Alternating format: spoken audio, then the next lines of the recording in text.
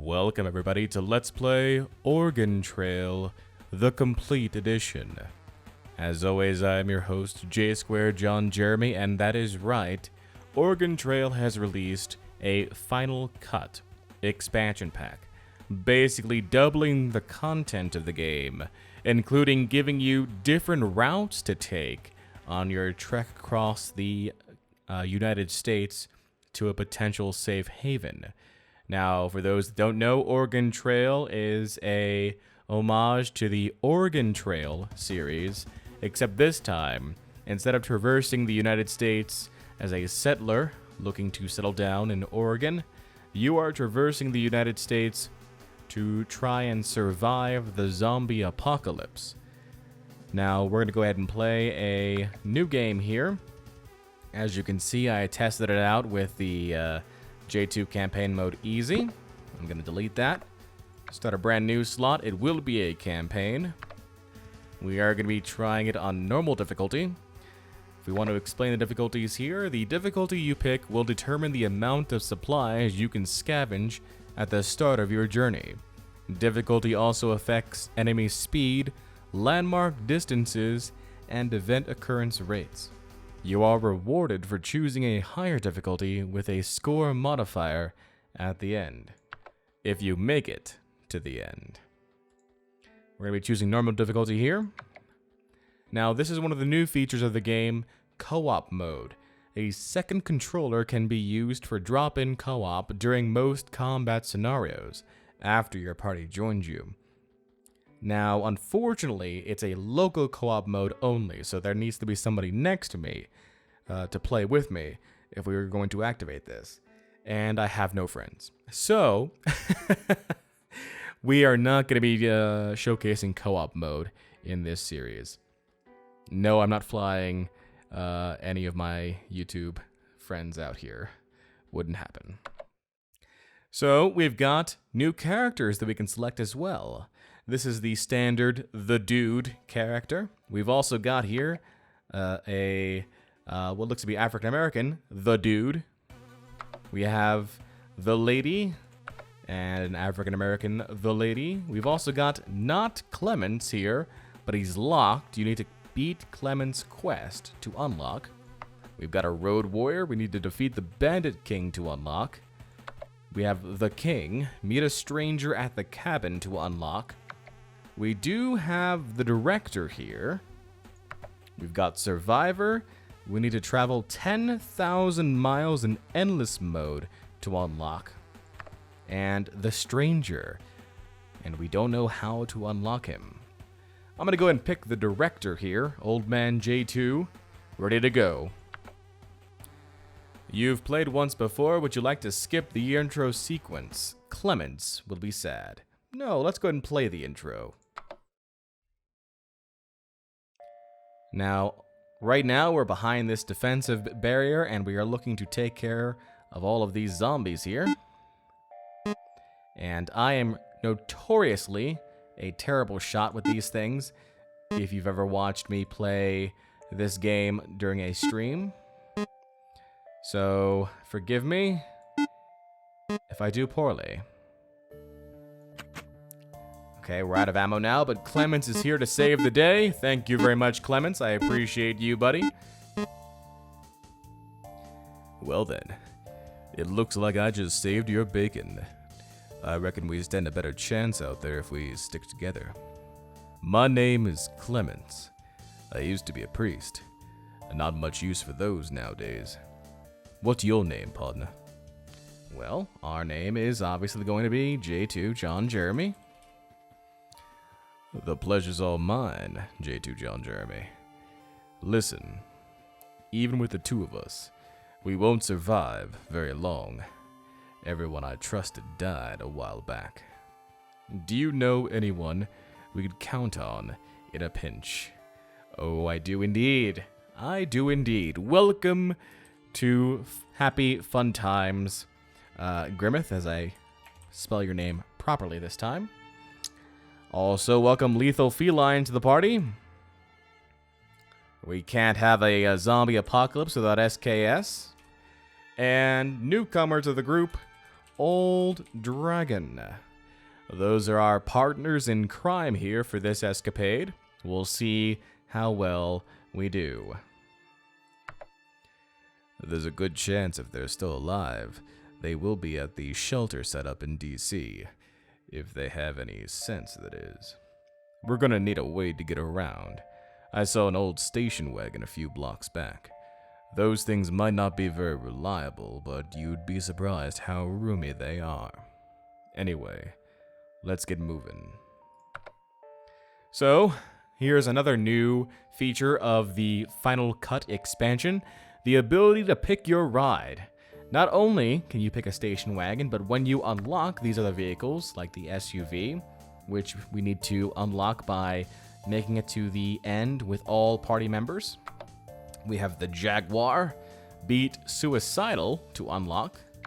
We have the Interceptor, beat the Bandit King to unlock. We have the Classic, collect all skulls in endless mode to unlock.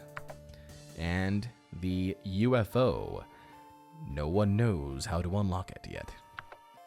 So unfortunately, we have to go with the station wagon right now. No bonuses, normal speed, normal durability, normal reliability. If I click help here, speed affects miles traveled per hour, durability affects vehicle damage taken, reliability affects how often parts break. And they break quite often, along with people's arms and legs. But we'll get to that in just a moment. Right now, we're making our way over to our station wagon with Clemens here leading the way. Now, in this particular game mode, you'll normally travel about trying to get certain supplies, but as you can see, we're just entering the station wagon. Alright, I think I've got just enough fuel and food for us to make it to DC in this baby. Let's hit the road. I'll drive. Sure, Clemens, you go ahead and drive. 135 miles to Washington, D.C. So we've got myself, the station wagon, and Clemens. Speaking of Clemens, Clemens has a broken arm. So if you're ever familiar with the Oregon Trail games, you know that this is a scenario that happens quite often. As you traverse across the United States, you will find that your characters seem to be utter fools when it comes to taking care of their bodies. Whether it's broken arms and legs or attracting diseases of whatever sort, to, in Oregon Trail's case, being bitten by zombies. Not super happy fun times when traveling in this station wagon.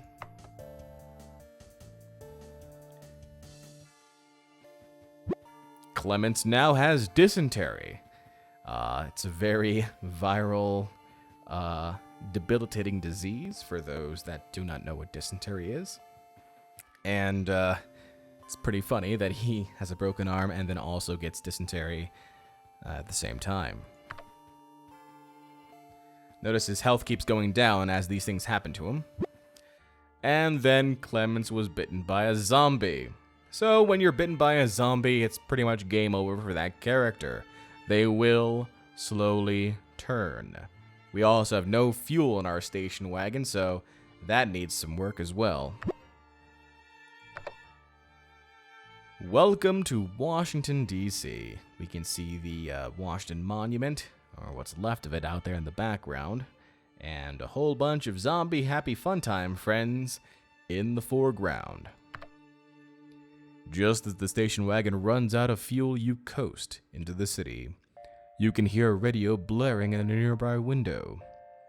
Repeat, all survivors who still remain in Washington, D.C., the government has declared a Class 3 biohazard in the area. They will be commencing a nuclear strike within a few short hours. Get out while you can. The city is lost. Looks like we have a time problem. I'll go look for your friends at the shelter. Meanwhile, you should go scavenging for supplies. I've heard about a place on the West Coast that is supposed to be a safe haven from all this chaos. Let's meet back here and head out. Here, take my journal.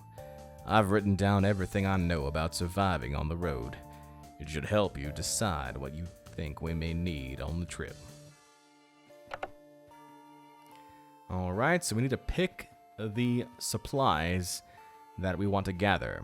We have 12 hours, which, as you can see here, as I spend time gaining supplies, I will lose it in the hours remaining. If we take a look at his journal, let's take a look at all these notes here. First, fuel. You can travel for 4 hours on a tank of gas. I find that you want to have at least 8 tanks with you at any given time, so you can make it to your next destination. And even then, these suckers seem to get lost or stolen all the time. How about medkits, Clemens? Sometimes you just need a good old-fashioned medkit. They always seem to perk someone up when they are feeling down. I've seen a guy with a broken arm say he felt at least 30% better after I patched him up with one of these bad boys. Always a good idea to have a handful of these around for emergencies. So what do you mean by a handful, though? That's the question. What about money, Clemens? What use is money in the apocalypse? Although most traders on the road don't find much value in paper money, there are still little pockets of civilization who cling to the old ways. I'd keep a few hundred on me at any time so I can buy what I need when times get rough. But those merchants really have a funny sense of value for the end times. You should be able to find money while scavenging.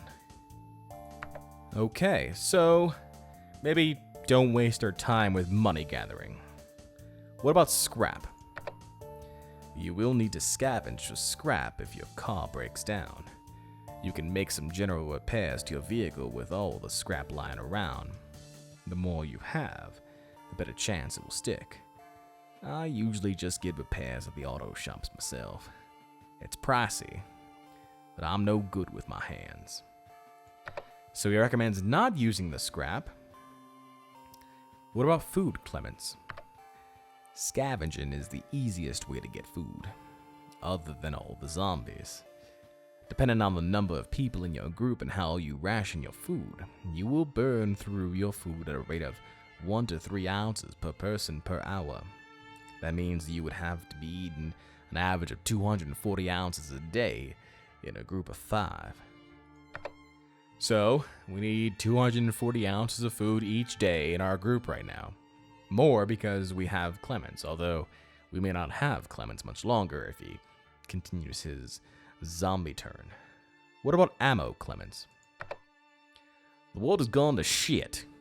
It's a great thing that America loves its guns because I can't ever seem to kill enough of these zombie bastards. You would be surprised how quickly you burn through them. I've easily gone through a few dozen rounds just scavenging for food. And if you ever find yourself surrounded, you better be packing. So ammo, pretty important. Pretty important. What about car parts? It's always good to have some spare car parts on you. You don't want to break down in the middle of nowhere and stand around waiting for someone who wants to trade whatever you got for whatever you need. I always carry a few extra batteries, tires, and mufflers on me. Don't leave home without them. Okay, so those are all of Clemens' notes. Based on that, let's go ahead and grab a bunch of fuel. Say, what, 40 fuel? He wants at least 8 at any given time, so we'll go with 24. We want a lot of food, so that's 1 day. That's 2 days. That's 3 days. I'm going to lower that one by another hour. We want a bunch of ammo if possible. But then we lose out on the potential for batteries, monies, and medkits. It's a bit of an issue. We could always scavenge for food. So how about we go for food for 2 days? We get the extra batteries. And do I spend it on the medkit or do I spend it on the money? I'll keep some money around. Just in case, right? I think I feel okay about this. I don't know, that medkit's pretty tempting. We can find money lying around, right? I don't know if we can find medkits around. Let's go with medkits. 5 medkits. Okay.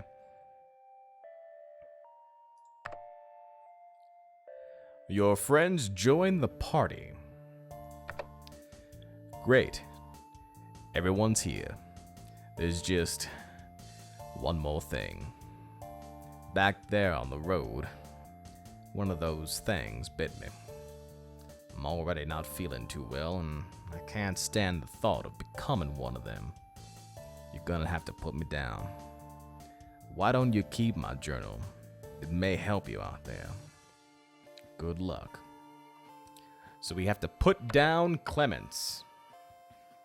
Poor Clemens, just standing there, ready and willing to be shot because he knows he's gonna be a danger. Clemens, my friend, I salute you. J Square John Jeremy, put down Clemens. All right. Now here's the next new feature in the complete edition, the ability to choose your route. Do we go to Pittsburgh? 276-mile journey, decent supplies, and carrier. Or do we go to the Gorge Bridge? 339 miles, light supplies, and action hero. I'm not sure what it means by carrier and action hero. Note that the Gorge Bridge also has a radiation warning. We view our map here. Here's our starting point in Washington, D.C. There's our finish point in Oregon. No doubt we'll have to traverse. Well, the game will probably give us options to traverse to the south or through the radiation nowadays. I'm not sure exactly which is better and which is worse. So, decent supplies and sup our last. That's changed. Light supplies and faster reload. Oh, these might be skills that are there that we can potentially purchase. 339 miles, light supplies, faster reload would be nice, right? Sup our last tires, faster reload. Review the map again. Oh, I see. It changes each time. Light supplies and body armor. Decent supplies and rain tires. Interesting. Decent supplies and tinted windows. Light supplies and action hero. Let's go to Pittsburgh. I want to see what those tinted windows are all about. 276 miles to Pittsburgh. We've got myself, the station wagon, Grimmeth, Lethal Feline, SKS, and Old Dragon along for the ride. Note that the station wagon has slightly decreased health. We've got 16 cans of fuel, 500 ounces of food. Zombie activity is medium. Next landmark in 276 miles. Let's get going. All right, 15.75 cans, 490 ounces of food. Zombie activity still medium. Notice everyone's health is slowly getting lower. You think your battery is on its last leg, but you keep going. Not a fan of that. Luckily, we have some extra batteries around, though. Zombie activity is high. Someone was in a hurry and left food behind. You take it. Excellent. Looks like we're rolling on up to a new landmark. You discover that Lethal Feline had some extra food hidden for themselves. Listen, Feline, all right? You can't do that, buddy. It is imperative that we all get the same share of food. Don't you go stealing food now. I'm actually surprised it was you, Lethal. I'd have considered SKS first. Welcome to Pittsburgh.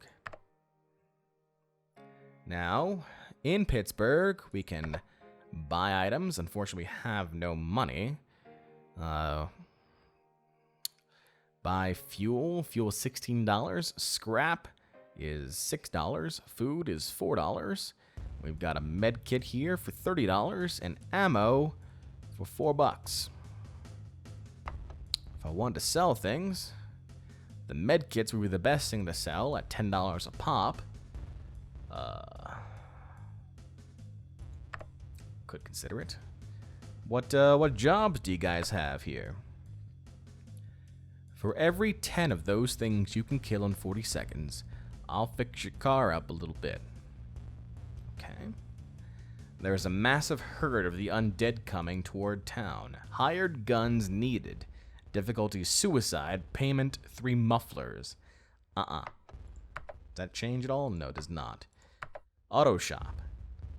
So we can buy the upgrade. Heat waves cause no damage on tinted windows. Oh, intriguing. For $53. $28 to repair the station wagon, that much. I see.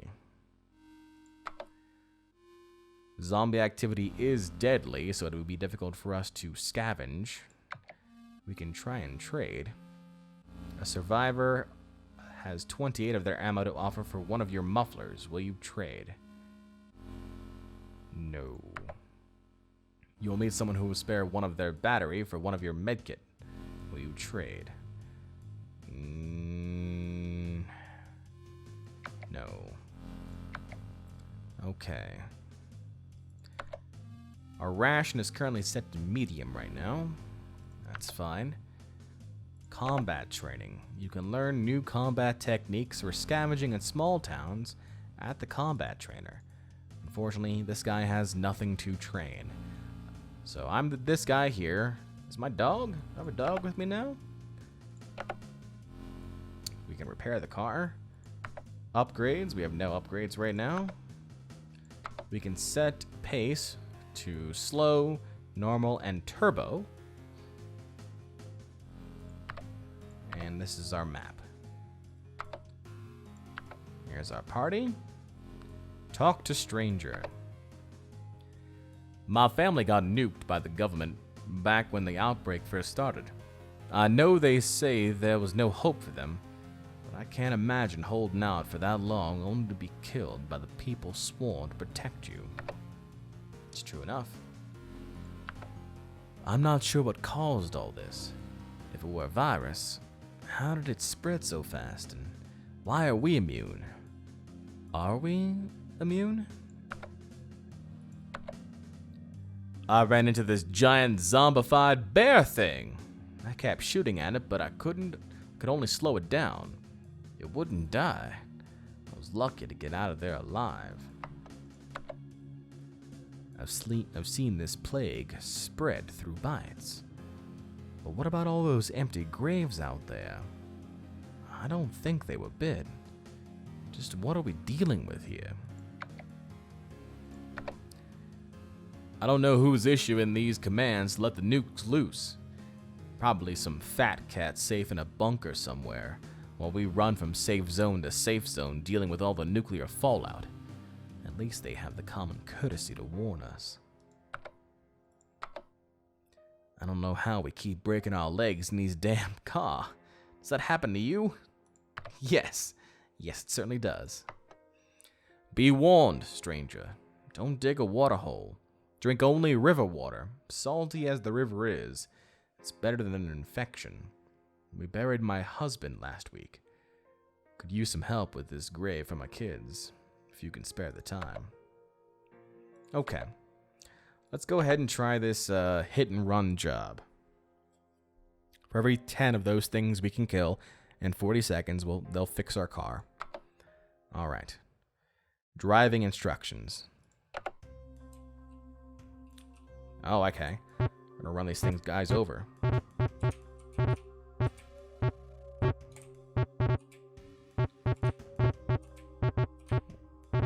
Interesting. All right. I like how we're damaging our car, theoretically, to get it repaired, but sure, why not?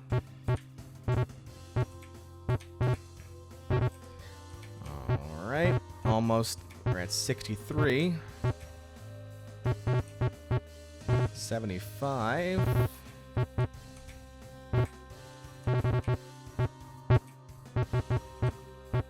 Made it to 95. I'll take 95. The station wagon gets a tune-up. How much was it tuned up? Does it say? Yeah, there you go. I'll take that. Nice repair. I like. All right, well, I think I'm going to go ahead and end the episode here in Pittsburgh. We've had a nice introduction. We had to say goodbye to Clemens, unfortunately, but we were able to survive. We've got our full crew here. I think we've got an okay start. We do need to start worrying immediately about supplies, though. How we're going to scavenge, how we're going to ration, what should we focus on as far as trade goes. All that and more next time on Let's Play Oregon Trail. Until then, this is J Squared John Jeremy signing off, saying so long and take care. Hey everybody, J Squared John Jeremy here. Just want to thank you all for watching the first episode of Let's Play Oregon Trail. If you want to watch me try and tackle a different take on post-apocalyptic games while trying to maintain my sanity, click the left-hand thumbnail. If you want to watch a great real-world application of Oregon Trail by the developers who made the game, the men who wear many hats, click on the right-hand thumbnail and tell them that J Squared sent you. So long, and take care.